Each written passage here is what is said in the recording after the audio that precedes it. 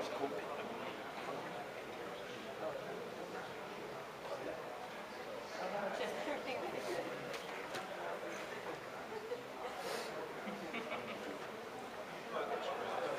walk in front of the camera. Thank you very much. Work out. Thank you. Nobody knows I'm here.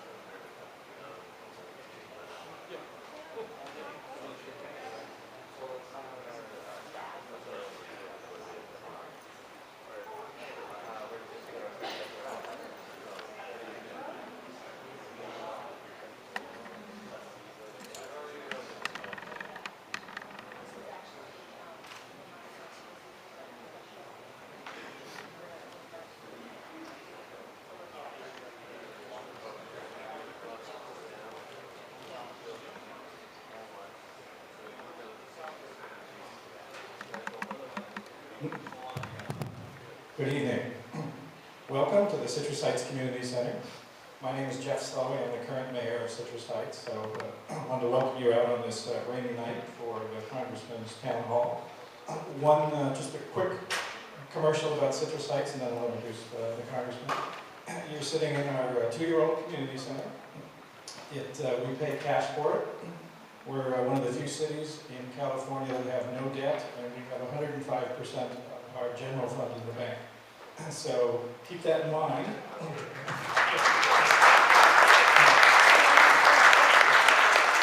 There is hope out there. And so with that, again, I know you came to hear the Congressman.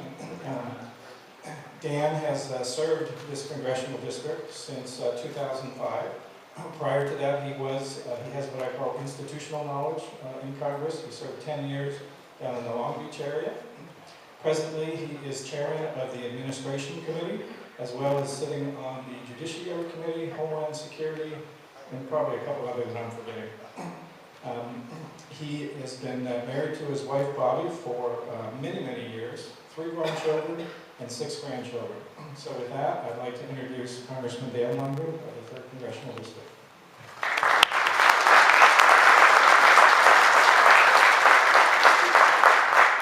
Well, I'd like to thank the mayor for being here. I appreciate it very much. I appreciate very much the city allowing us to use this facility. One of the reasons I like to use it is because it is paid for. This city has no debt. They're in somewhat contrast to what we're doing on the federal level, so it's good to be home and it's good to see what's happening. And I want to thank all of you for being here. It is one of those rare rainy days that we're having in our area. And I think it has held down the number of people here, but we'll have a good time here tonight. Let me just introduce my staff who are working on your behalf, and they are here tonight. Chief of Staff Peter Tatishi, he is both here in the district and at least 1 week a month, sometimes 2 weeks a month, is back in Washington, D.C. to help coordinate our staff responsibilities. Marilyn Herbs is my district director. She is always over there at our Gold River office or around the district. She oversees the overall operations of the district office and manages outreach for the district office for many of the communities in this 3rd Congressional District. 3rd Congressional District presently encompasses much of the unincorporated areas of Sacramento County, a number of the communities in Sacramento County, however, not the city of Sacramento. And then we currently have the 3 counties in the mountain and the mountain region, which are Amador and Alpine and Calaveras. And then we have a large geographical sliver of Solano County, but a small population of Solano County.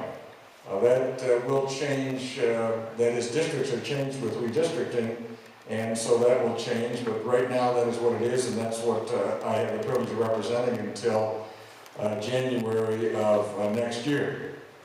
Debbie Jones is a special assistant.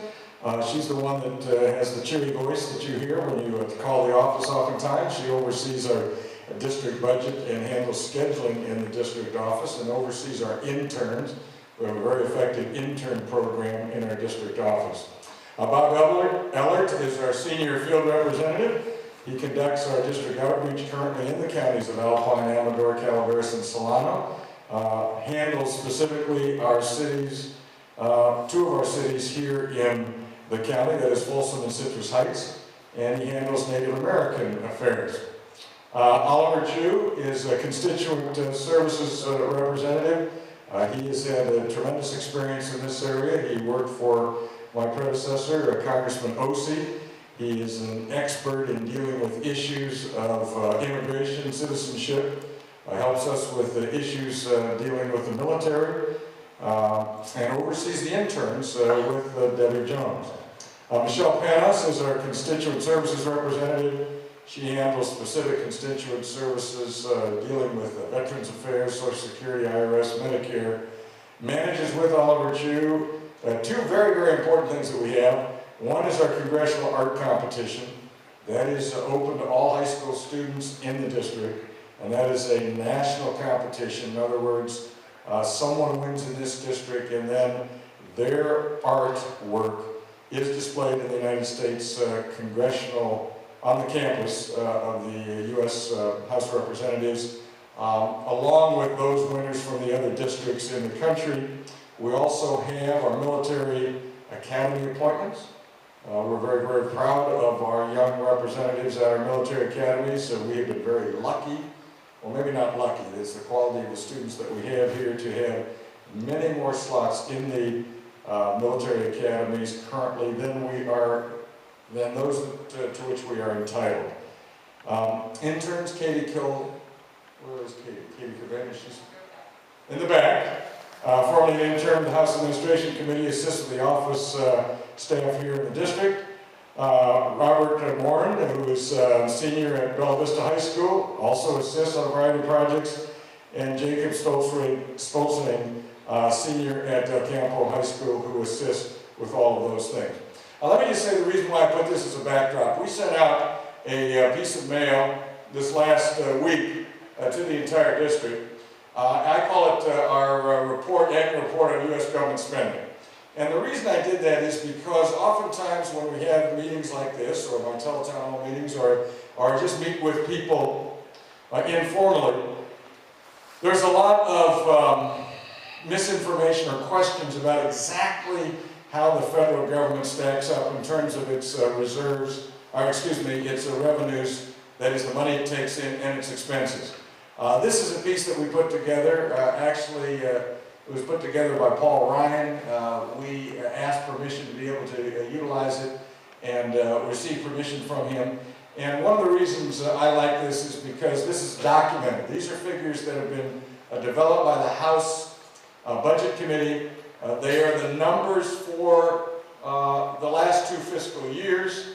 And they show where the spending is. I had someone stop me today. I was working out in a gym on Sunrise, and someone came up to me and thanked me for it because he said specifically he was interested in what we spend on the military, and he thought it was around, or heard that it was 60%, and was surprised that it's 19% of the total expenses of the federal government at the present time.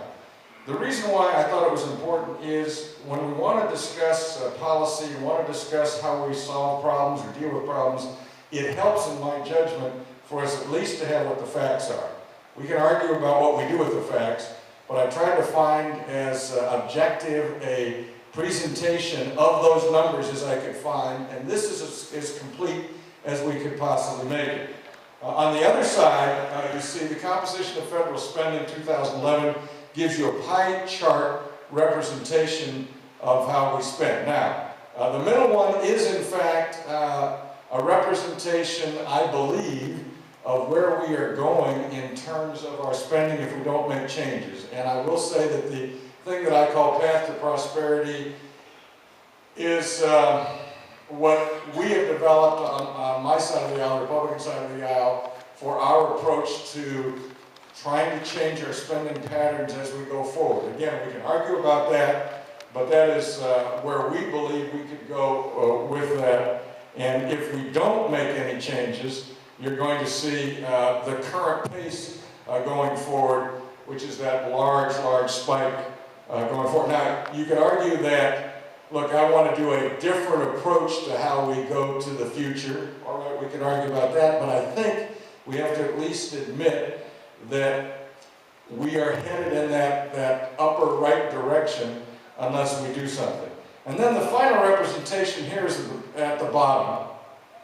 We tried to give an estimate of what would happen with the monies that you send in as your taxes in terms of how are they spent.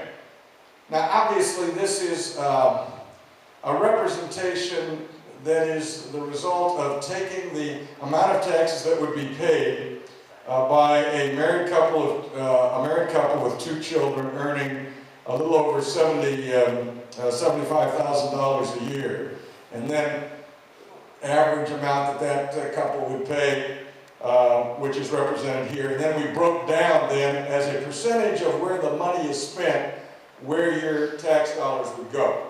That's what that representation is. Once again, I'm trying to present the facts there as to, if you wanted to say, how did my taxes relate to all this numbers and spending, that's how we broke that down. Now you can argue that, well, your taxes don't directly go to those sorts of things and break it up in that way.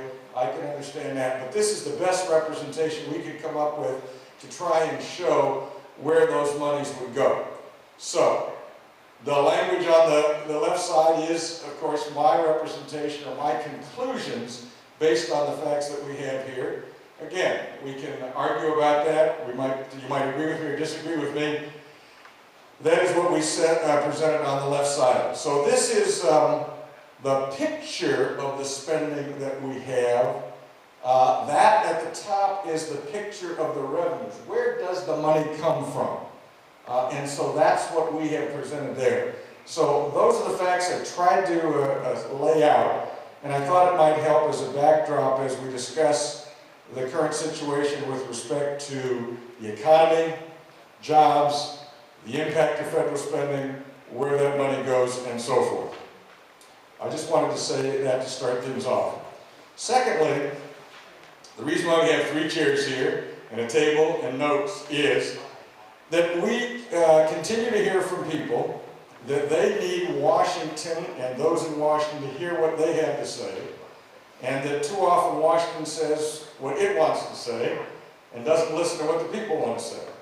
So we tried a different approach in the last town hall. We're going to try this again tonight, which is we will have an open microphone for at least 45 minutes. We went a little over an hour last time because there were so many people who were lined up to give their statement.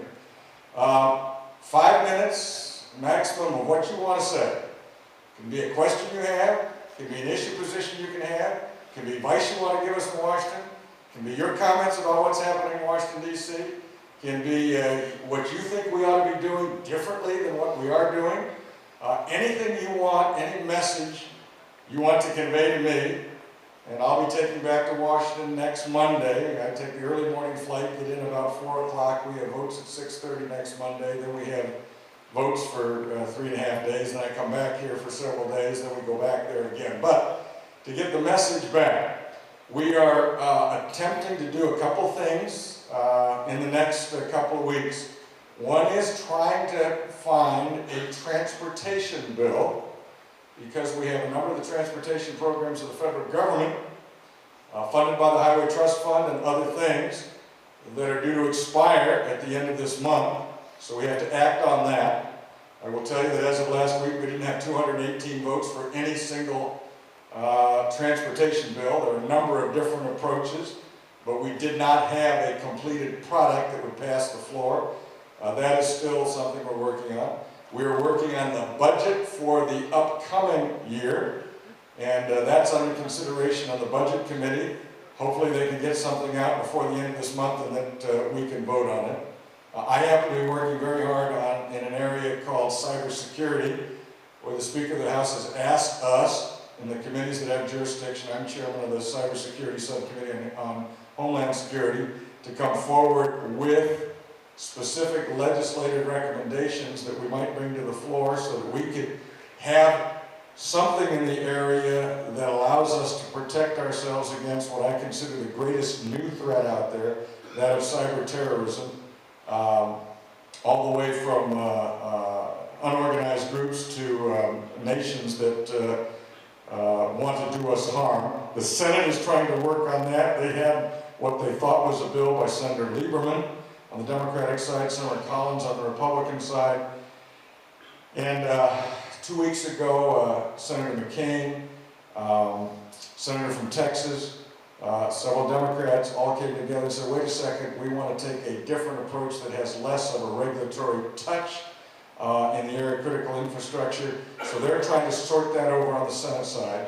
Meantime, the Senate this week and next week are supposed to give us a transportation bill that the Senate would have, and we would have to present that. So those are some of the things that are on the table. Oh, this past week we passed the Jobs Act, which was Jumpstart our startups act, and the purpose was to try and get a bipartisan agreement on a number of things that would be directed towards the small business community for the specific purpose of creating jobs.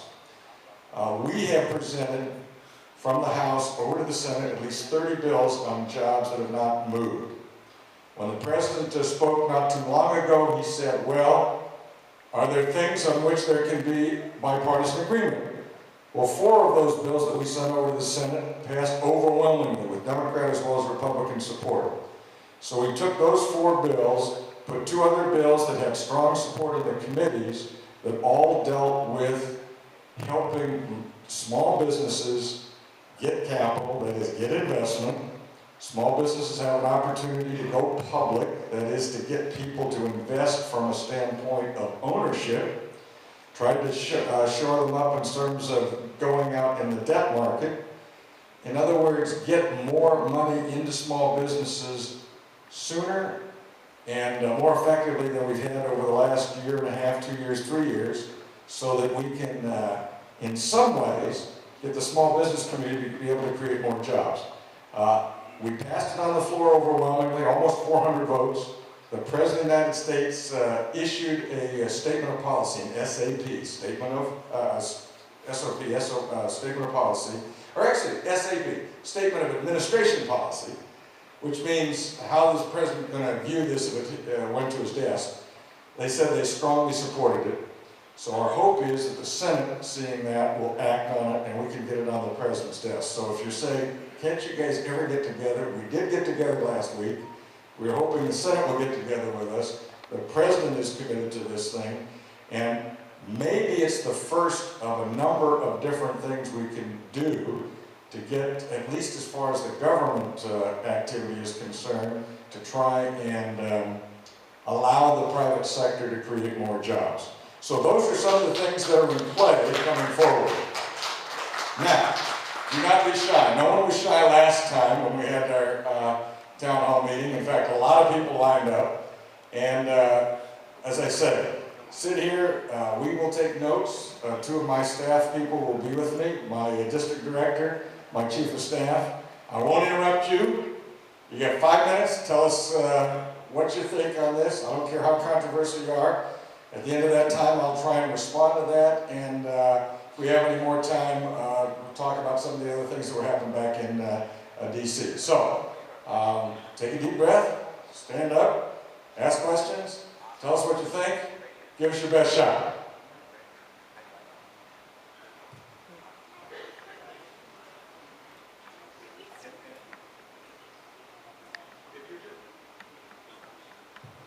If you just identify yourself so we know who you are and so forth.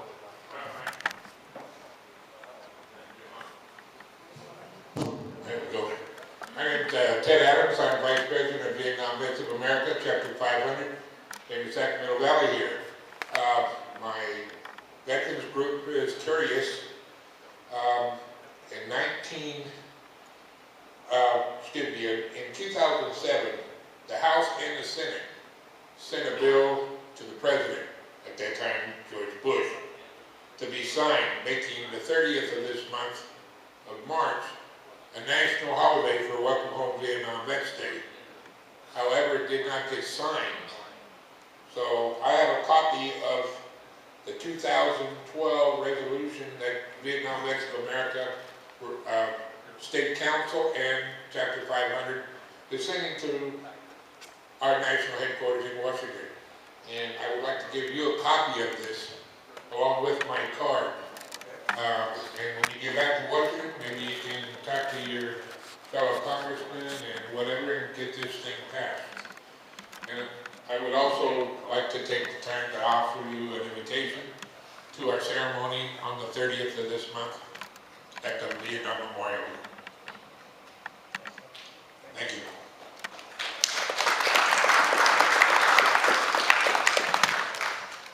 Yes, my name is Mara Zabest. I have a couple comments. First of all, when you said these jobs bills, I don't know what's in them, but it seems to me that in order to make jobs available, the best way would be to repeal a lot of the legislation, not actually pile on the legislation. So I want to know some thoughts on that. I also have a concern. I've seen some articles in which Obama is giving away some of our oil-rich islands around Alaska to Russia. I'd like to know under what authority he has to do that. And also I recently attended an investigation press conference in Phoenix, Arizona by Sheriff Arpaio. Are you familiar with that investigation? Okay. Well, and on this investigation, he gave some extremely compelling evidence that none of the documentation Obama has given us as far as his birth certificate, but not just his birth certificate being fraudulent, but also his selective service card is completely fraudulent according to the investigation that he presented. Again, I want to emphasize that the evidence was extremely compelling. Everybody should do a search and look at that evidence. It's clear to me that if his selective service card is not legitimate, by law, he is not entitled to hold any public office. I want to know when there's going to be a congressional investigation on this.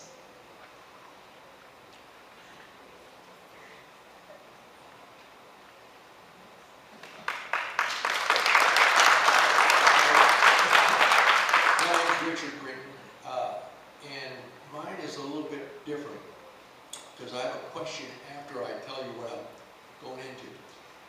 There's no question about it that China is buying up gold. They're buying up gold in bullion. They are buying up gold mines. They are buying gold in the ground. They are buying gold producers. And I get all this information, by the way, from a whole bunch of investing letters that I get all the time. There are many nations now that are not using the U.S. dollar as a reserve. Again, we have it as a reserve currency. And there are many nations now that aren't using it. For instance, China and Russia do not use the dollar when they're dealing with each other. Iran is taking gold to sell oil to India. Libya will take other than the petrodollar. And even Iceland, just this last week, said it will not tie its finances to the US dollar because it feels the dollar is a failing currency. They're going to tie it to the Canadian, which I think they're probably smart. My point is, we've been able to borrow and spend trillions because we can keep the printing presses turned on because we are the world's reserve currency.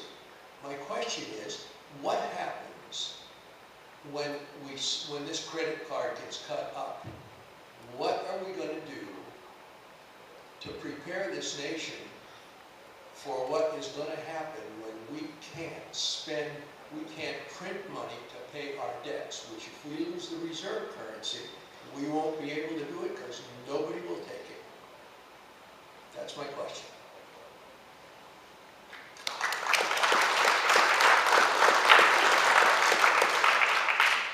My name is Donna Lampkin. I live in Citrus Heights, and I want to thank you, Congressman, for three phone calls that I missed. My question is, because I happened to hear it on the news about the National Defense Appropriation Act that was signed into law New Year's. And I want to know, what is it? And can you give me details as if it's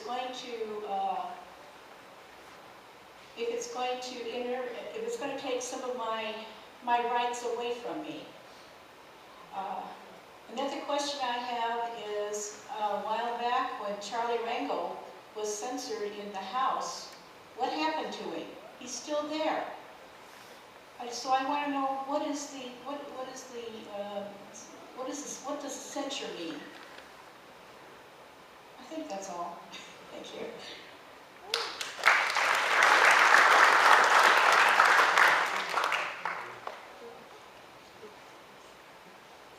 Hello, my name is Tom Zip, and I just want to say thank you, Congressman Lungren, for your years of service in both the Congress and for the state of California.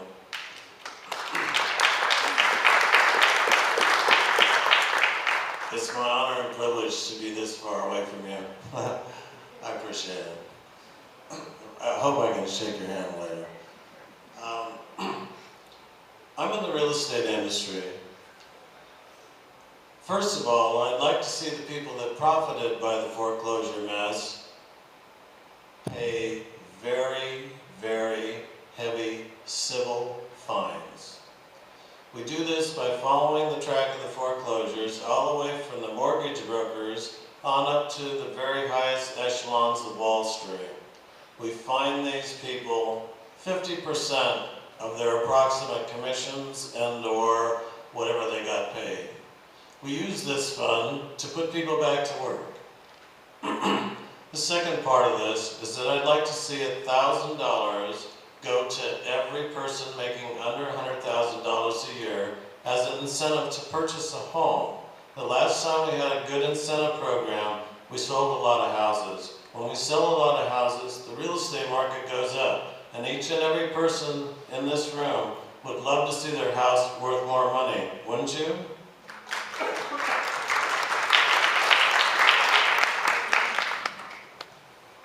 Hello, my name is Ricky Ravello. I'm from the Antelope area. I just have a quick question.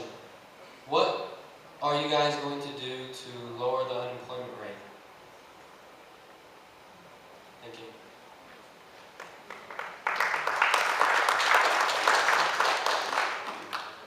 My name is Andrea Solorzana, and I was just wondering on what your plans were for Medicare.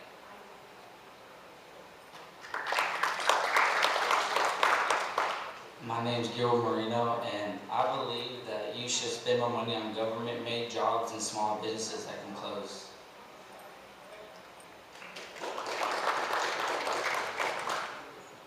My name is Jasmine, and I'm from Antelope, and I was wondering if the transportation bill you were talking about earlier, would that do anything to lower gas prices?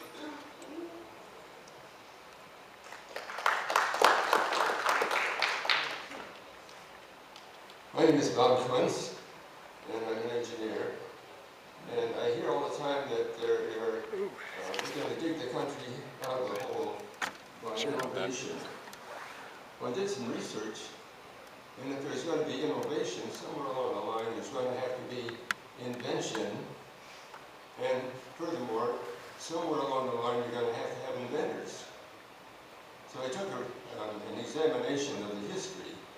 And it just so happens that the innovation has to go through some other holes. And one of those happens to be the Constitution. And how many people are unaware that the Constitution of the United States is the only, what would you call it?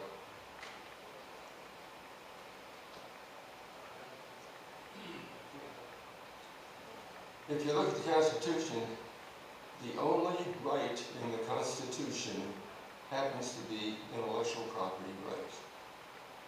And very few people are aware of that.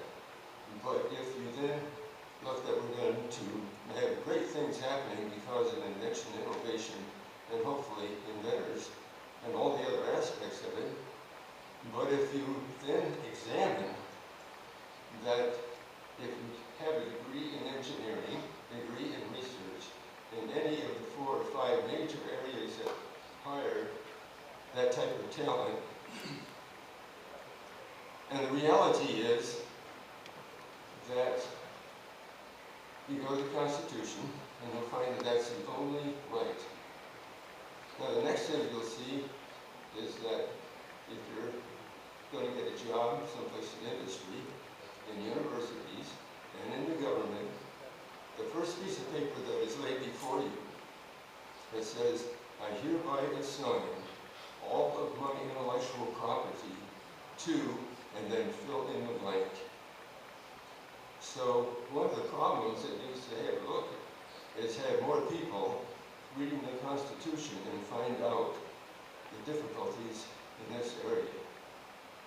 I suggest anybody has an opportunity to sit down with a computer you'll be able to see that this is a fact, and it's the only right in the Constitution.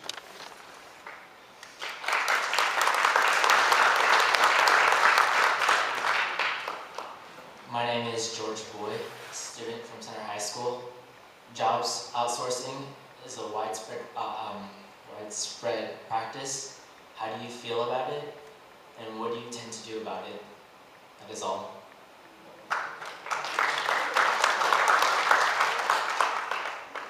I didn't bring my teleprompter, but I do have some notes, and I will be very quick.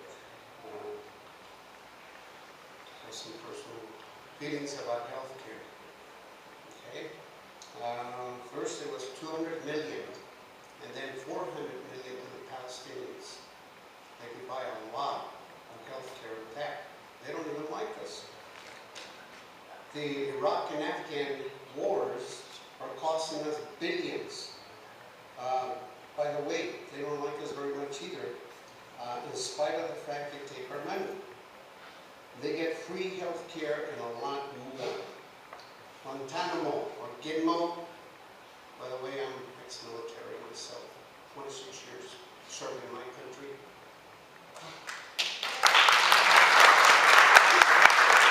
Gitmo built a soccer field, and I know you're aware of this, a lot of people are, for the terrorists, costing millions. Oh, and they get free health care. Even their praying mats and special food. Special food, remember that, okay? Close to home, prisoners receive all the health care they want, and in some cases have sex changes. Ooh. Oh yeah, they enjoy their TVs a lot also. Illegals don't pay out-of-state tuition, but an out-of-state U.S. student coming from another state has to pay their out-of-state tuition in California.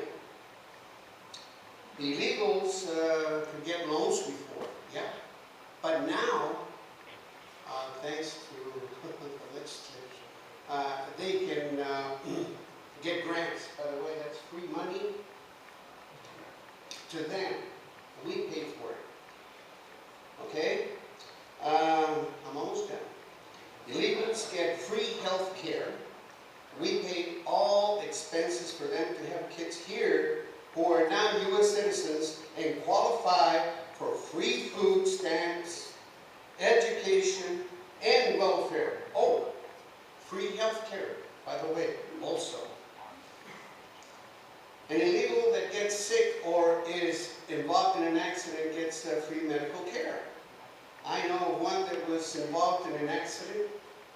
He did not have a license. Oh, but because Sacramento is a sanctuary city, by the way it is, nothing happened. He was never chastised. Okay?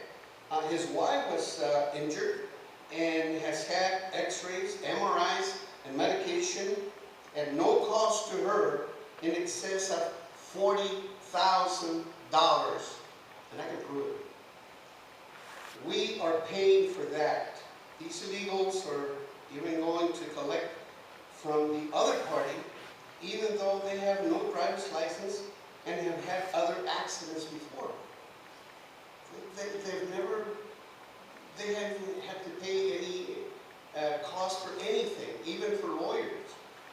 They laugh at this system, and I can prove it again, that gives them the benefits of citizenship, and they don't have to pay for it.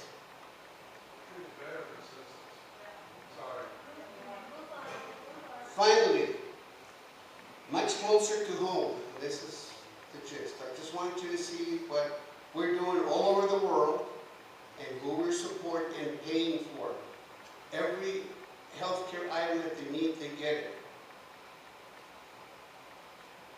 Much closer to home. My mom, a U.S. citizen, very proud of it, as I am, has had her vision and dental benefits cut completely.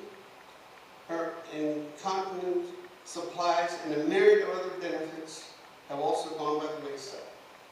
Now they have cut her insured. Well, insured provides her with the minerals and vitamins she needs to survive. Oh, she is 96 years old.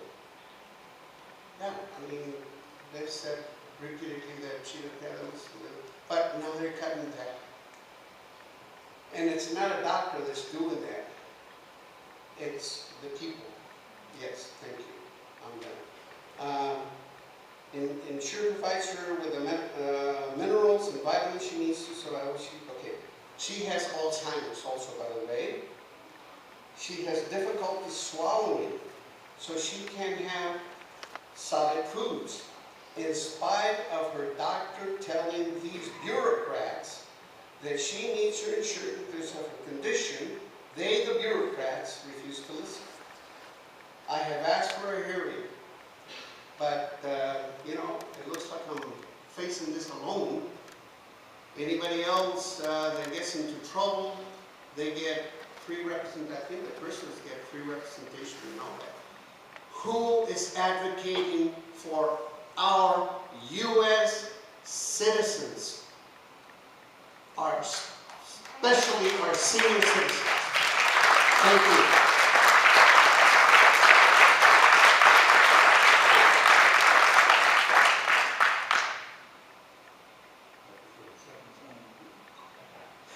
My name is Mike Barrow.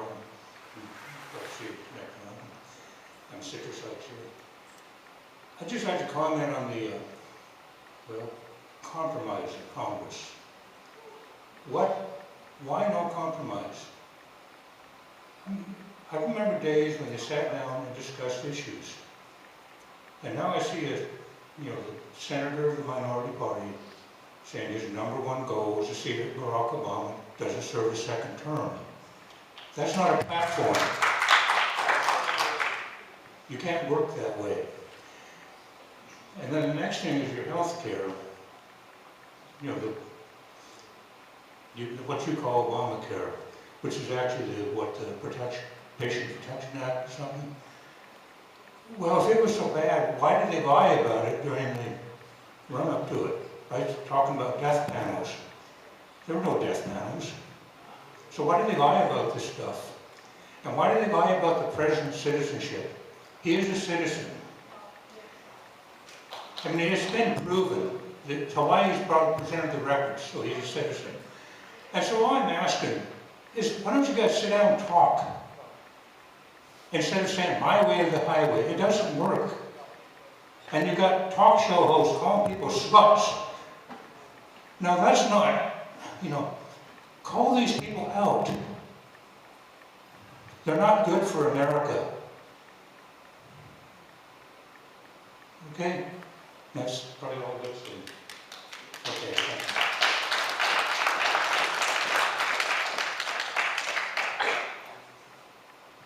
Good evening. My name is Amy Hobbs. I'm here from Citrus Heights. I have a question today about the military healthcare contract and TRICARE. The reason why, the question that I want to ask is, I was reading recently that President Obama, and I don't remember all the other in Congress, want to cut, some of the TRICARE benefits and take that away. I worked for HealthNet, which has that contract for 2 years.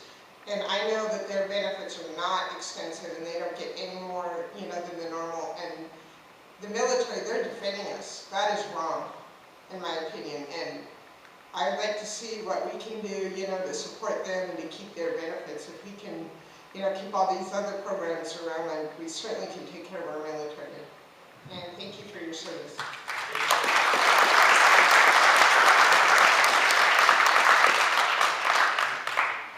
I'm Norman Hill from Citrus Heights. First, Mr. Congressman, I want to thank you for doing this open house. I like the way you come out and meet the public in unrestricted settings. You face all sorts of opinions, and I think it's very good the way you encourage people to come out and meet you, and you also encourage, sometimes not so successfully, to people be civil to each other. And second, I want to thank the people here this evening for maintaining civility that we have found missing in some other open houses. So, tip of the hat. The point that I would like to bring up is one of immigration law. It was a point that was raised by the President in his State of the Union speech about how graduates from foreign countries, graduates of our universities, are required by U.S. immigration law to go back to their countries after they graduate and use their skills there. A number of people have written about the need for having these graduates, the best and the brightest, stay here and contribute their skills to the U.S. economy. The President urged this as a thing that he thought could achieve bipartisan approval. I don't know if this was one of the bills that you said had been passed and sent over to the Senate. If it's not, I would urge you to talk to other people in the House and see if a measure like this could be passed out of the House and to the Senate, again, seeking bipartisan support.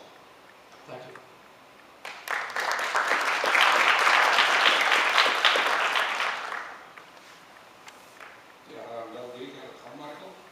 A couple things I want to say is on the Obamacare thing that one guy was talking about compromise on your part. Honestly, I think you have in many ways. You've been moving backwards as far as the Republicans are concerned.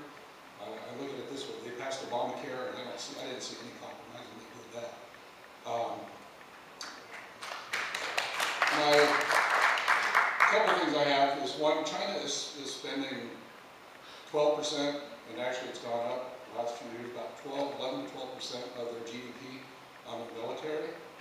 And what I don't like seeing is there's hardly any military bases on the West Coast anymore, and we continually cut. And with the last credit card extension that you guys passed with Obama last year, the military is subject to what, a $500 billion cut? I think this is not a perfect world.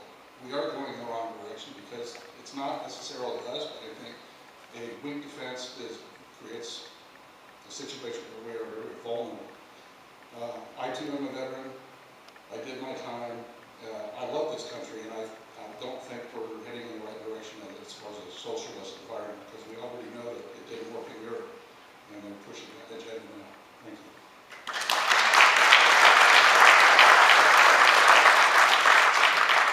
Hi, my name is Eugene Cordy. I'm from Citrus Heights. I'm an unemployed Catholic.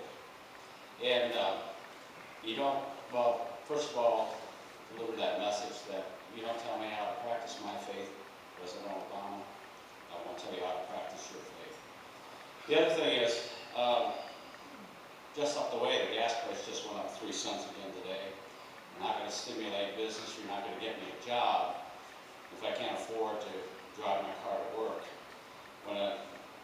When do Americans really get ticked off? When it's $6 a gallon, $10 a gallon, or is it going to stop? Thanks for listening.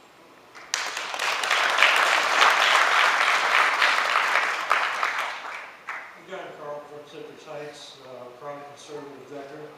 And my question is about the cybersecurity legislation. And does it include any provision for the government to step in and shut down the internet during an emergency? Thank you.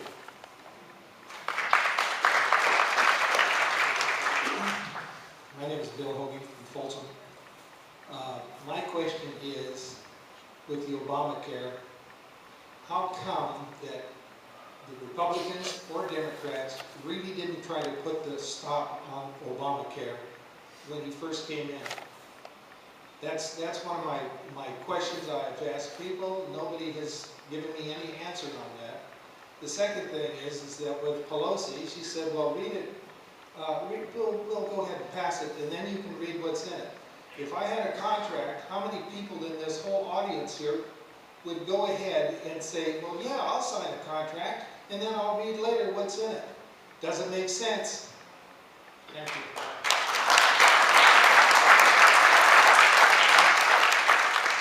Hi, I'm Ken Williams. I'm from Citrus Heights here.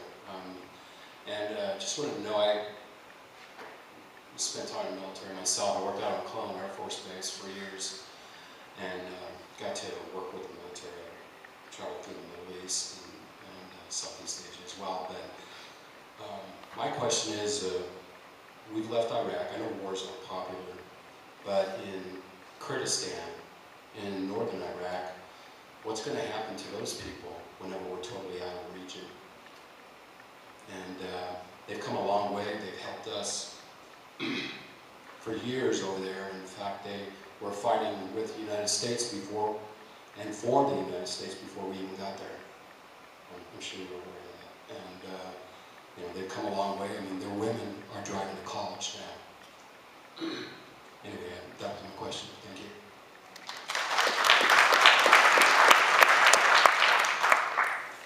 Thanks for your patience, Congressman. Yeah, I know. I passed him in the hallway. He's the weirdest guy. I was thinking about gas prices, and I would personally like to see the oil futures traders out of the business. I think they're unnecessarily pushing up the price of oil and therefore gas at the pump. I'd like to see them pay a punitive tax of 25% of their profits so that we can pay less money for gasoline. Thank you.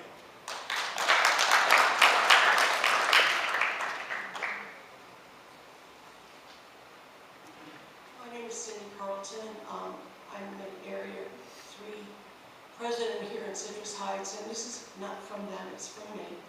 I'd like to know why, when the House of Representatives passes a law and it goes to the Senate, that they can, in all faith and honesty, refuse to look at it and do absolutely nothing. The fact that there are 30 bills sitting over there that they haven't even touched, the fact that they haven't even, the Democrats in the Senate had not even produced a budget, much less done anything that's going to help what's going on there. I'd like to know what we can do other than voting them all out, which seems to me like the ideal thing. What else is going to happen for us now that there is no civility in Washington?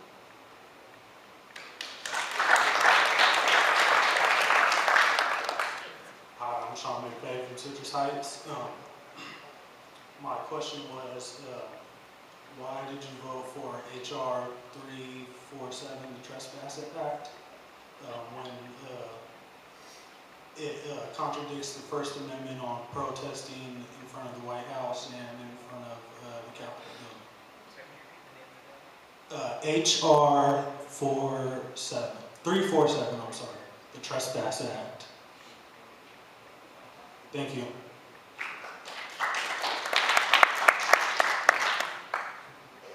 Evening, Congressman Lungren, thank you for coming tonight.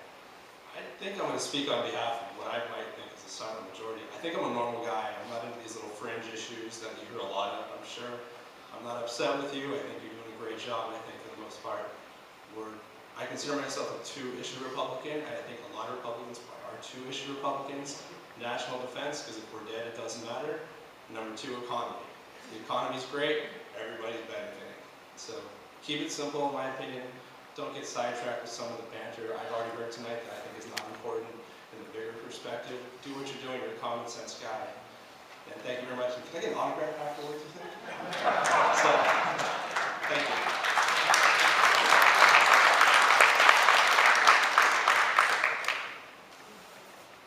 But anybody else before we cut off the commentary point?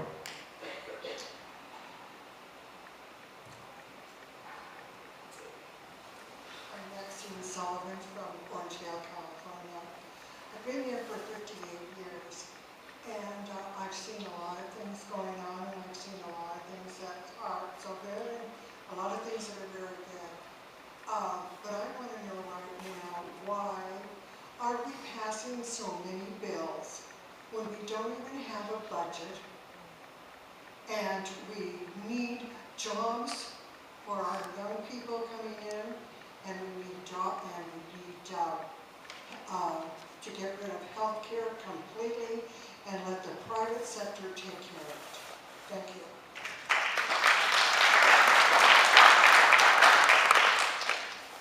Hi, Congressman Lungren. Thanks for coming. My name is Terry Villanueva. I'm from Citrus Heights. I wanted to thank you for co-sponsoring the E-Verify bill, and was hoping you could tell us a little bit about how that's progressing through. It seems like if that was passed, it may save, I don't know, millions of jobs, perhaps, that are non-agricultural that could go to citizens in the country. Thank you.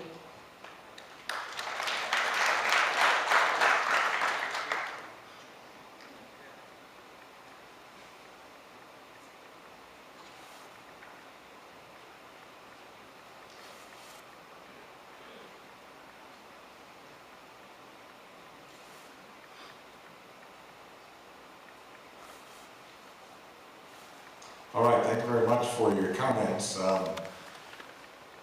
We're trying a number of different things. We've had scheduled periods of time we call in the office.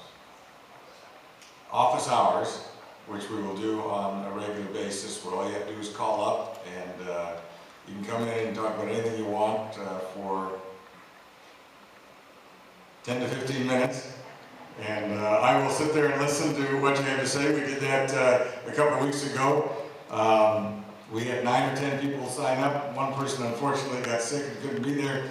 But we did that. My office is always open to come in and talk to my staff on issues of particular importance or general concern. And we are doing, as one of you nice ladies said, I've called you 3 times, we do teletown halls as well. We pioneered teletown halls as an effort to try and remain in communication with you when we're back there in Washington, D.C., and that also helps me get not only a feel for what's going on in the district, but messages from the district back to Washington, D.C. There's nothing more effective than if I can go on the floor of the House, or I can be in committee, or I can be talking with another member directly and refer to a conversation I had with someone back in the district. What do they actually think about what is happening? There is a tremendous tendency in Washington, D.C. to think everything happens within the Beltway, and in some ways it's like an echo chamber. You talk to yourself, or you talk to others like you, and you hear the same thing back when you're listening, and I think in part that is a major reason why we are in the difficulty we are right now with respect to spending. This spending didn't take place by accident. We're not running a $15 trillion deficit and adding over $1 trillion per year by accident. That is the result of intentional decisions made either presently or in the past, and our refusal to deal with some of these issues. And I think one of the things that you have to do is you at least have to start with a statement of the facts and how you're going to address those facts. And a failure of either house to pass a budget is a statement of failure. How could you, or how could I, how could our families, how could our businesses, how could our local school districts, how could the city of Citrus Heights be able to operate if they fail to look at a budget on an annual basis? Unless you look at how much money's coming in versus how much you're going to spend, how do you make sure you don't overspend? And so I think in many measures, or in large measure, we've had the problem in Washington, D.C. of it being a big echo chamber, and they talk amongst themselves, and they don't ever listen to what's happening on the outside. So that would be a general statement I would make. There was a question about the Jobs Act that I just talked about. If you look at the specific legislation, it is an attempt to scale back the regulations, the burdens, the reporting requirements currently by law placed on small businesses. So what we are doing by passing this act is to basically take away layers of bureaucracy and laws that currently exist that we think are unreasonable.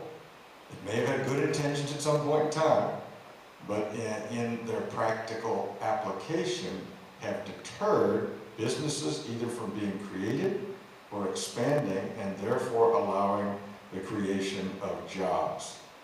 Now, with respect to the question about giving away islands of Alaska to Russia, I don't know what that is. If you were talking about our failure to attempt to develop our resources offshore Alaska, I happen to agree that that is a huge mistake. There are tremendous reserves there. There's the question about whether Russia is going forward to try and develop some of those reserves that are close to the same area. But you don't even have to go there. You can talk about onshore in Anwar. A number of years ago, before I was in Congress, I actually was with a law firm and we represented the small Native American village that happens to be located in Anwar. And those Native Americans were strongly in support of drilling for purposes of discovery and production in that area. And I believe they, not only with the current generation, but with their legacy of past generations, want to preserve their land, but they understand the opportunity we have to develop resources in an environmentally prudent way. If we were to, for instance, get the president to reverse his decision on the Keystone Pipeline, we could have 20,000 jobs immediately. We could have 700,000 barrels of oil per day delivered to refineries in the United States. If we were to get rid of the moratorium that he placed in effect, or his people placed in effect, on drilling in the Gulf of Mexico, that would be another abundant increase, or an increase in abundant resources available to the United States. If you look what has happened in the upper Midwest in North Dakota, the unemployment rate in North Dakota today is 3%. They are running a surplus. They have, I believe, I'm not sure about the number, I thought I read $1 billion that they just put in reserves. They have cut the income tax, and people are actually moving to North Dakota. I've been to North Dakota, and there's a reason why people have been leaving North Dakota for the last 150 years. But the job opportunity as a result of our reasonably developing our resources there has made a huge difference. I know it's controversial, but I was born a stone's throw from the beach in Long Beach. I represented that area for 10 years in the Congress. When I was Attorney General, I represented the whole state of California. I've seen the revenues that the state of California has as a result of the royalties they get from drilling for oil underneath the harbor off Long Beach and San Pedro. If we were to allow offshore drilling in California with environmental protections and royalties given to the state of California as a result of that on federal lands, but nonetheless we give some of the royalties to the state of California because we are allowing that to go forward, we could put billions of dollars into the California State Treasury, which would do what? Would drastically reduce this unbelievable debt that we are incurring on a yearly basis. The President of the United States has said we have an almost limitless supply of energy in the United States. And frankly, he's not talking about wind energy. He is talking about the fossil fuel potential we have in the United States. And I am for alternative energy research, and I have supported it, some even in this district, because I think that is something we have to have as part of the mix. But I'm absolutely convinced that reality is that we will depend on fossil fuels for the next 20, 30, 40 years. And why we're denying ourselves the production of our own resources and making us more and more dependent on foreign countries, some of whom, and this is a secret, but I want to tell you, some of whom don't like us, is beyond me. And I think we jeopardize our future. Now people say, well, if you look at the production of the United States versus the worldwide production, it's not that large a percentage. The world market, the world price fluctuates based on the margins that are available. Why do we have some of the spike now? Because of the threat of Iran to close off the Strait of Hormuz. Why would that do something? Because it endangers that margin If you can increase that margin, you decrease the ability of any foreign nation to immediately impact us in such a deleterious way.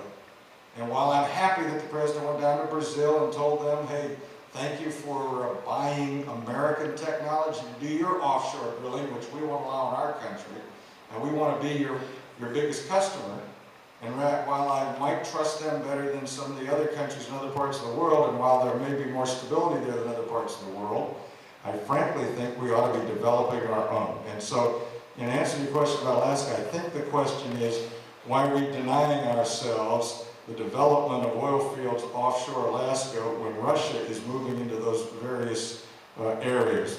Now, the idea of the reserve currency of the world. The reason why the United States has been the reserve currency of the world is because we've had the most stable economy year in and year out, to decade in and decade out. We have had the best economy overall since World War II of anybody in the world, and that has meant that we've had job creation on a per capita basis better than anyone in the world, and we have been able to create jobs for young people who are just entering into adulthood, as well as maintain jobs for those who are senior citizens who wish to continue with their jobs. That has been a monumental achievement. The great fear I have right now is we're not seeing it. Although there was some little bit of good news recently where it suggests that jobs for college graduates have increased in the last several months. Hopefully that's a trend, not just a little blip on the screen.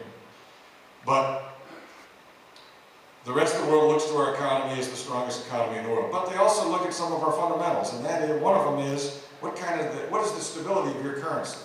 How do we know that the measure of wealth that's in a dollar is going to be essentially the same or relatively the same 2 years, 3 years, 4 years, 5 years from now, because that's where I like to have my money, because I know that money is going to be worth approximately the same 2 years, 3 years, 4 years down away from now. I just happen to think you can't print money and print money and print money and print money without consequence. And I know the economists will talk about the velocity of money, that is how fast the money actually enters in the economy, moves around the economy, rather than the amount of dollars that are there.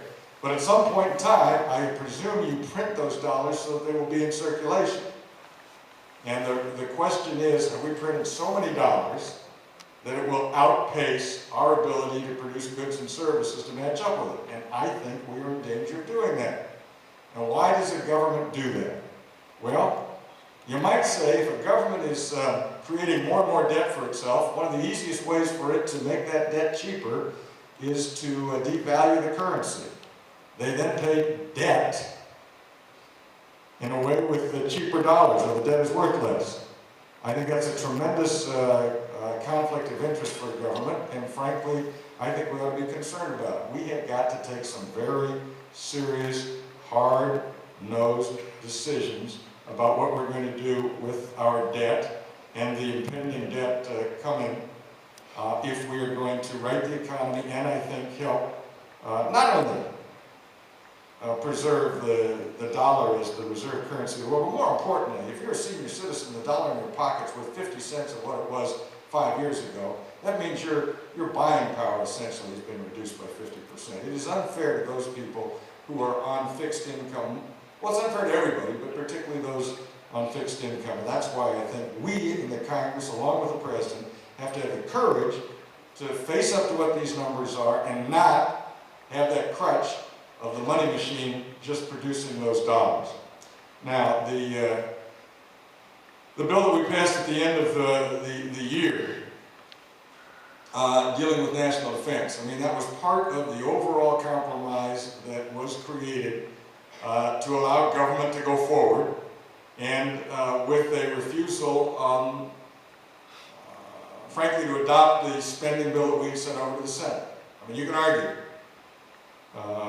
We were right or we were wrong. The fact of the matter is, we sent a bill over to the Senate. It was not accepted.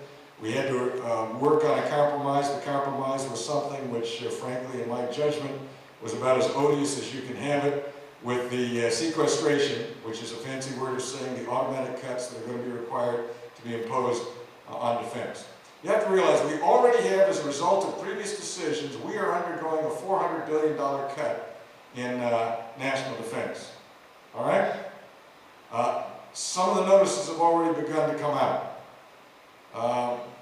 We have the Federal Technology Center here in the Sacramento area, in McClellan. It has been established to establish small businesses, to assist small businesses in dealing with the federal government, particularly with the Defense Department.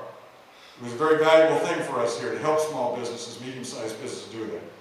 They have just informed us that they are going out of business because of a direct result of cuts that have been imposed in the Department of Defense. On top of that, the sequestration would impose $600 billion in additional cuts in national defense. And that would require us to cut our men and women in uniform by about, I think it's 120,000, both Army and Marine Corps. Now that's going to have an immediate impact, I think, on our capability in providing national defense to this country, number one. And that's the most important. But secondly, it's going to have a negative impact on the economy. It's going to increase the unemployment rate. And I frankly don't agree with it. I'm going to fight against it. I will admit to you that it's going to be a tough fight and that we have to do other things than cutting all of that out of national defense. There are those who believe that we ought to do it. I mean, I don't question their sincerity or their loyalty to the United States. I just think that they are wrong. Now, question about the censure of Charlie Rangel, what's that? In the Congress of the United States, House of the United States, there are a number of ways that we can discipline members. One of them, which is a not formal activity, would be the Speaker of the House or the minority leader would tell a member they have to step down as chairman or ranking member of a particular committee. Charlie Rangel was forced down as the head of the Ways and Means Committee, the chief tax writing committee. But then secondly, you can have your matter go before the Ethics Committee, and they can make a recommendation which then is voted on by the entire House. And you can have a reprimand, a censure, or an expulsion. Those are the three levels of discipline. Charlie Rangel was not recommended nor voted on that he be expelled, but rather that he receive a censure. And the censure is supposed to be a major embarrassment where you are officially required to go on the floor of the House of Representatives, stand there before your colleagues, and be censured. That is a specific statement of censure read by the Speaker of the House, censuring you for your conduct that is considered to be violation of the ethics of the House. That is what happened to Charlie Rangel. Now the question on the real estate industry, civil fines of those people involved in getting this in this mess. There is a task force of the U.S. Justice Department attempting to find examples of fraud. And if there were fraud engaged in by individuals or by entities, including banks, they will be prosecuted. Now, to say that you want to have retroactive fine, there's something in the Constitution that doesn't allow us to do that. It's called ex post facto laws. You can't punish someone with a punishment that was not on the books, known, known to the public, or could have been known to the public because it was on the books. You can't, after the fact, then say, well, they shouldn't have done that, even though it wasn't against the law at that time, and now, or they shouldn't have done that, and now we're going to change the penalty that's available to them. It's not allowed under the Constitution. It's considered to be something that is unfair, and so if they committed fraud, they would be subject to the laws as they existed at that time, and there is that task force of the Justice Department looking into that. Now, what do you do, or what do you in Congress do? What does the government do to try and drop the unemployment rate? I'm just going to say this as straightforward as I can. Get out of the way. I think a lot of the problem with the unemployment rate right now is the uncertainty. Look, there's uncertainty out there. There's the uncertainty about what's going to happen in Iran. Are they going to try and close off the Straits of Hormuz? Are they going to be involved in a shooting war with Israel? Does that mean that we're involved? Does that disrupt oil supplies out of the Middle East?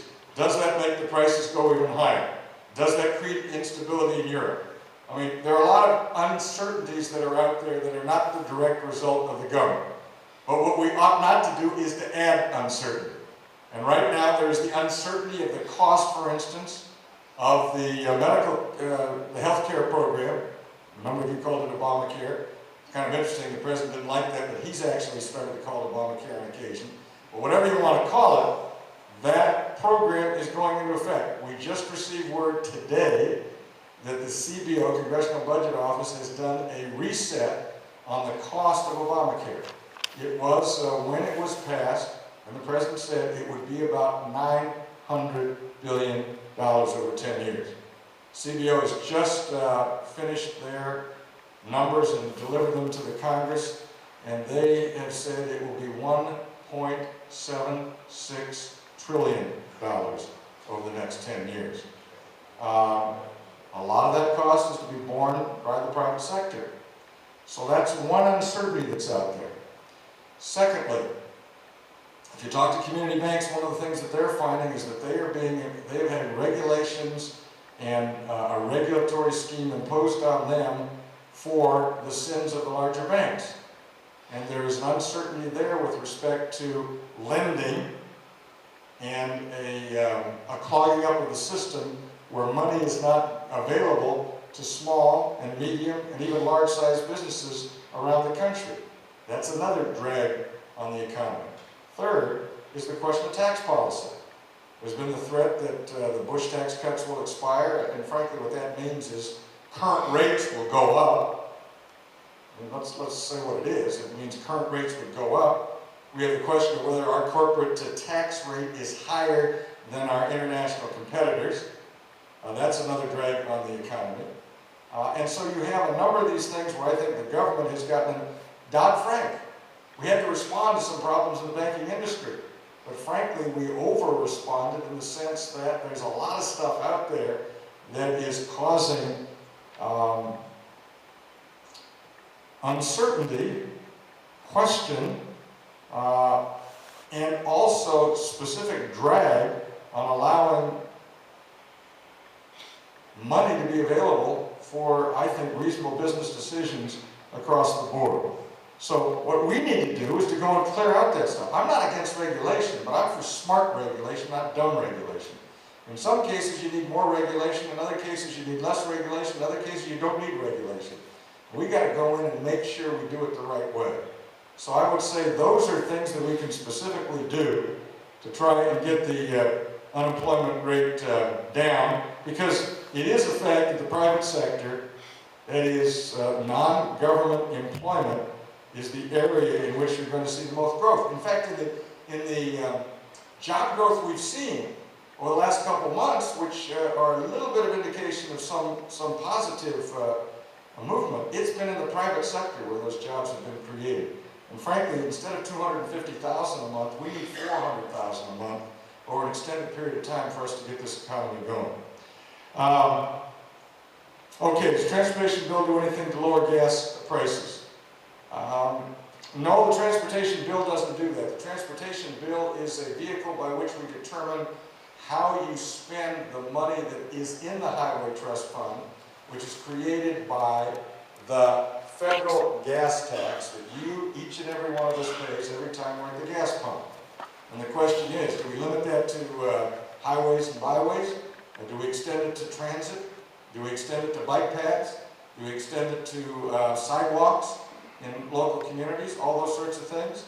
My feeling is that it ought to be, as much as possible, limited to highway construction. Now there's some other areas where you might make an argument that the impact of this other spending will help take some of the traffic off the highways, but that's an argument we're going to look at. But here's the thing that we're confronting right now. Our cars are more efficient than they've ever been before. You go more miles per gallon than we've ever gone before. And the federal tax on gasoline is per gallon. So less money is going into the Highway Trust Fund as you and I drive because we have more fuel-efficient cars. We are going further miles, paying in less money to support our highways. What I found is most people would want to support money going to our highways so that when you're driving the highways, they're safe and you're not going over potholes and all the other thing. And what they want out of Congress is a guarantee that those monies will go to those things. And that's one of the fights we're having in the Congress. How do you put all that together? But in terms of a direct impact on reducing gas prices, that is not what the transportation bill does. A point was made about innovation. Look, the Constitution of the United States is a remarkable manuscript. And one of the things that it has in there is a guarantee that an innovator, either an inventor or a composer or a writer, is guaranteed for a period of time to have the exclusive use of their invention, their composition, their writing. They talked about it in terms of arts and sciences. It's translated into intellectual property. Means that it's not a thing, but it's a product of the mind. And that product is expressed in a new invention, new idea, whether it then results in a product, or a song, or a book, or a movie. There is something of value in a property right to be protected. Our founding fathers were unbelievable in figuring this out. And one of the reasons the United States has been the most innovative country in the world is we protect your right when you do innovate. And so one of the real questions we have, and this has come before our committee, somebody mentioned that, I think somebody mentioned SOPA, the Stop Online Piracy Act, SOPA, which we stopped in the Congress, in the House of Representatives Judiciary Committee, which I'm a member. I tried to warn some of my colleagues that we ought to stop it. We stopped it not because it was a bad idea to protect intellectual property, but because of the remedy they put in there, which frankly would be one that would threaten the internet and probably wouldn't work. So here's the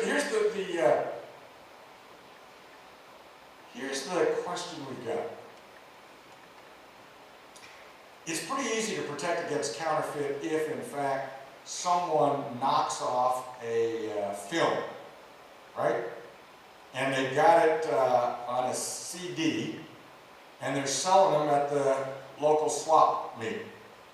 Back when I was Attorney General, I had a unit that worked with the industry, with agents to go and find this stuff up and collect it. Movies pirated, records pirated, counterfeit clothes, all those sorts of things. You can identify it, you can pick it up, you can feel it, and so forth. But what about people getting used to downloading stuff for free? It's a film that if I saw you selling in the swap meet that wasn't an official copy and you had knocked it off and you're selling it, most people would recognize right away that's a theft. But what if you're downloading it for free on a website that's an illegal website that hasn't paid anything to the producer of that, to the actors in that, to the writers in that, to protect their intellectual property? It's still a theft, but how do you then protect it? And so that's what we're up against right now. And in some ways, when we were trying to figure it out, someone would say, well, if you find that it's on a website, what you do is you have the government, you complain to the Justice Department, they immediately go in and they knock that particular website off the web. But what if the website only had 1 out of 1,000 that was illegal and it was not their fault? Or what if they really did a good job and they're dealing in hundreds of thousands of products and 1% of them, 100,000, that's 1,000, despite their best efforts, is a knockoff or is an illegal way of getting this product. So that's the kind of thing we have to deal with. The principle is the same. Intellectual property protection has been one of the lifelines of the American economy. People come to this country from all around the world because they know we recognize and protect intellectual property. Why do their inventions here? Because they know we will protect that invention and their right to have exclusive use of that for a period of time. where it might not be recognized in other countries. So that is something we have to figure out how we're going to protect that as much as we possibly can. Compromise in Congress. I tried to tell you where I've tried to compromise. I mean, on this Jobs Act that we have, those are things that we got overwhelming support on the Democratic side on. Then it went over to the Senate and they ignored us.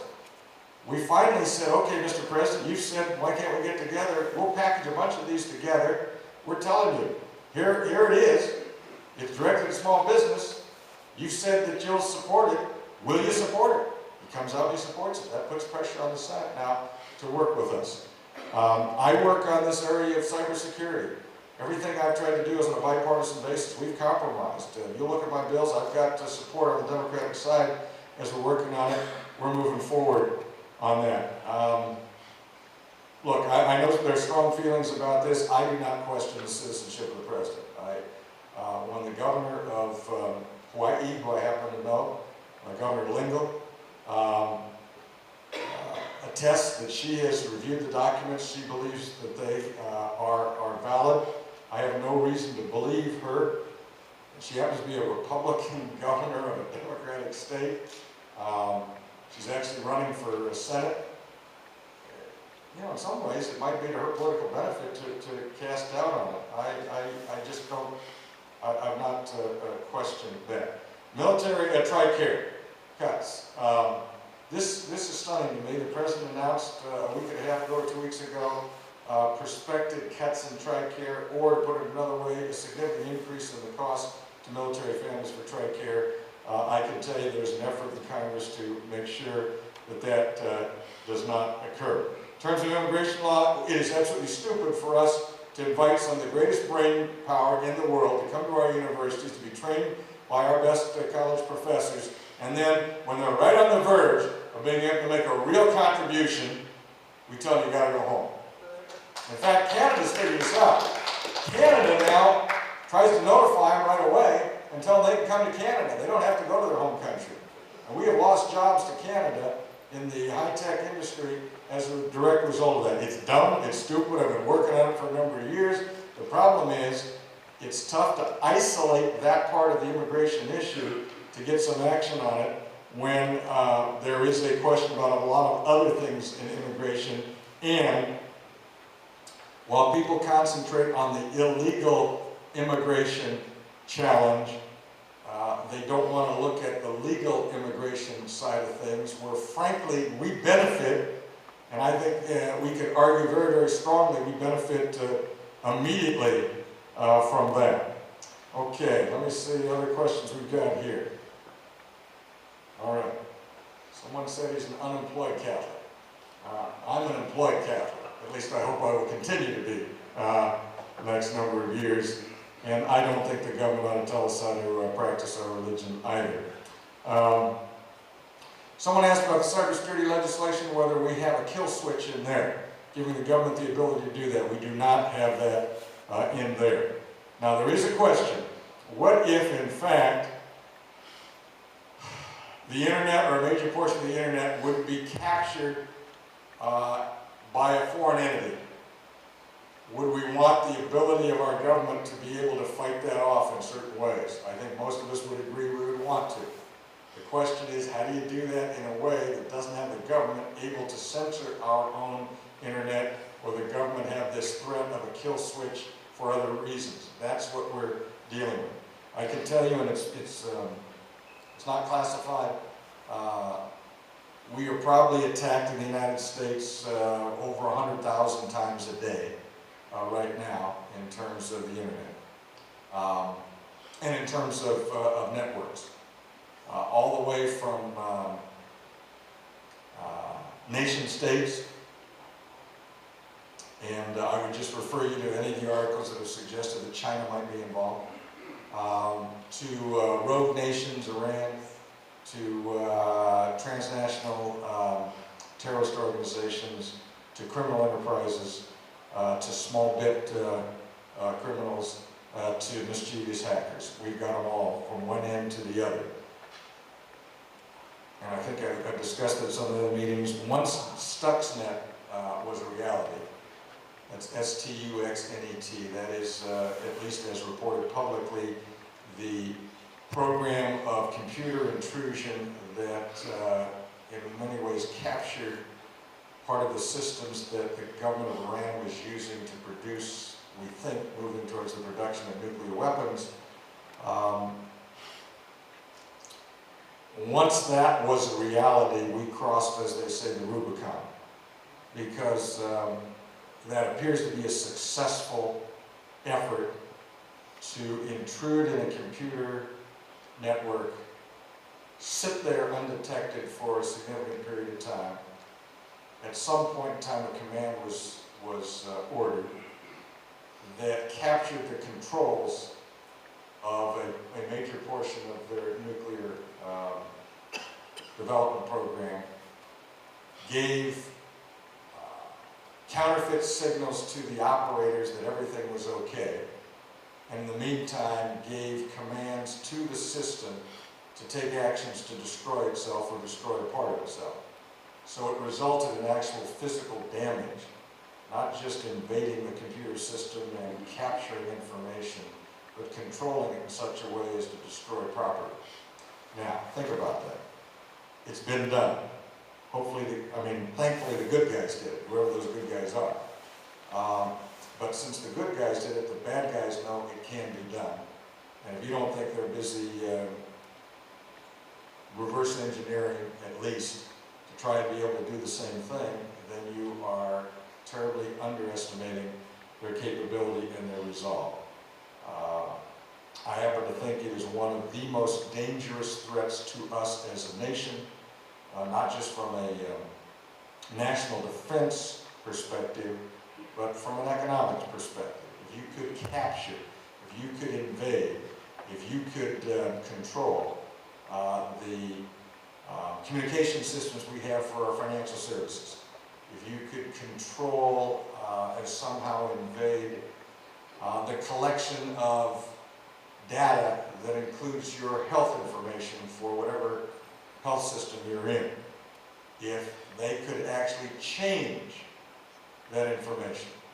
You're going in for surgery, and instead of the type of blood you have, another blood type is shown, and that's the transfusion you get during surgery.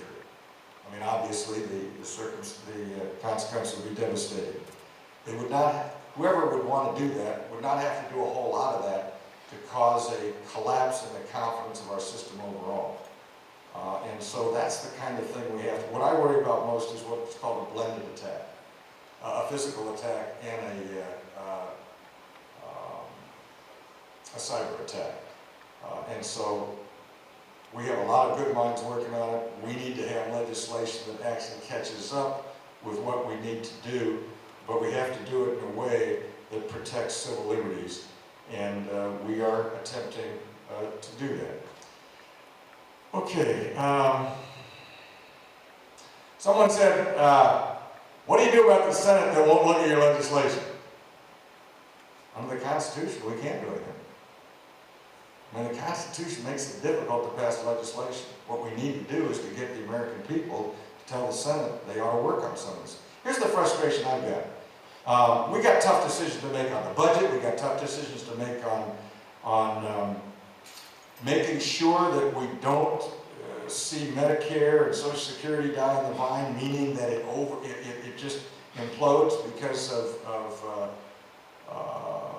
us not facing up to the challenges that are there.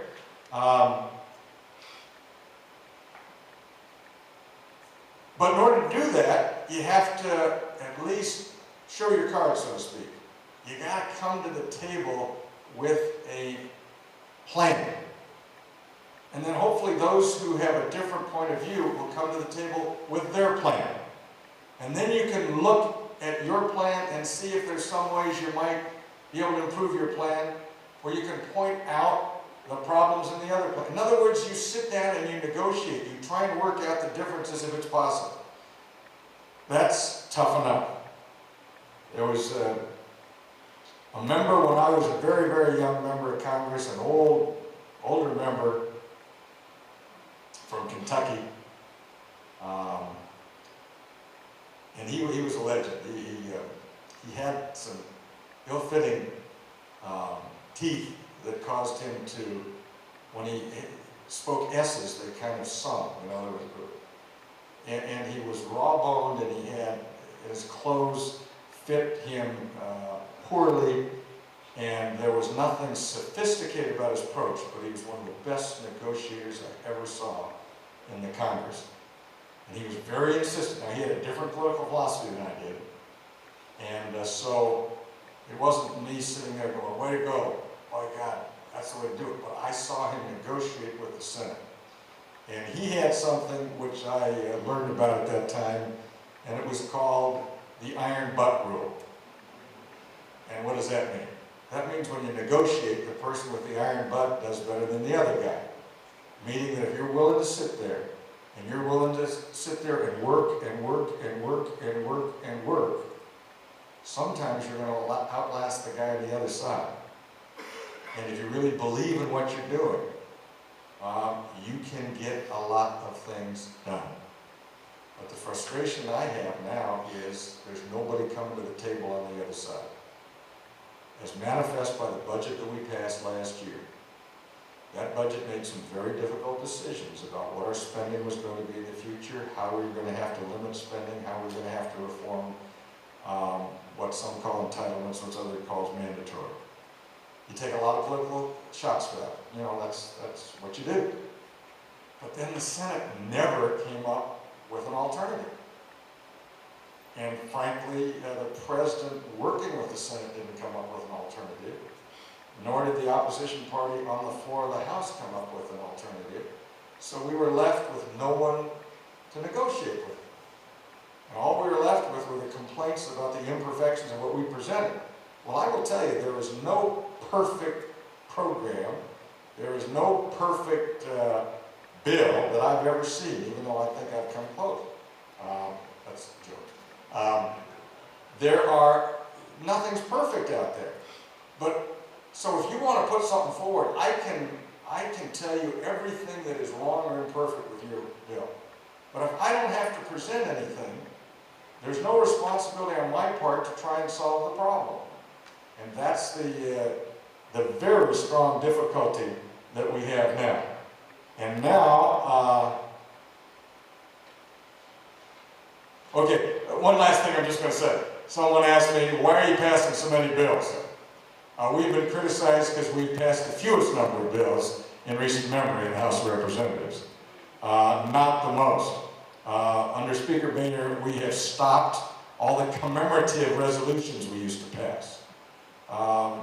Yes, we do name a few post offices, but by and large, those are post offices named after veterans who have given the full measure of their sacrifice to our country. We're passing less legislation rather than more legislation. I would say some of it's more intelligent legislation than we passed in the past because we've had to actually deal with it. And am I co-sponsoring E-Verify? I have co-sponsored E-Verify for many years, but I have said E-Verify cannot pass, and I would not support E-Verify passing and coming to the floor unless we have a specific fix for the problem of the need of foreign labor in the agricultural industry. If we just pretend it's not there, we're going to continue to have illegal immigration in the agricultural industry. My feeling is we ought to have a program that we, the citizens of the United States, through our representatives, control. We decide how many people come in. We decide how long they're going to stay. We, yes, thank them for their work. And we also make a program where it doesn't create an incentive for an employer to hire a foreign person as opposed to an American. Someone's in the United States here legally as American citizen or a permanent resident alien. And there are ways to do that. I've been informed that the good graces of the city of Citrus Heights have extended us this room for 1.5 hours, and that ended 5 minutes ago. So I have to say thank you for being here. I thank you for all of those of you, I think there were 20, that came up to the microphone to give us the benefit of your thoughts. We've taken notes on these things, and if you have any other questions, please talk to my staff. We'd be happy to work with you on anything. We have another town hall meeting on Thursday night in Rancho Cordova at the City Hall, one Saturday at 10:30 up in Calaveras County, and we will continue. With the Town Hall is one I can't do it during this blackout period. And we do have emails, newsletters that go out once a week, but I can't send them to you now for the next 90 days unless you sign up and ask for them. So if you would like to maintain contact with us by way of our regular emails, you have to let us know, and we have an ability for you to sign up on that. Once again, thank you very much for what you're doing, and God bless you, and God bless this country.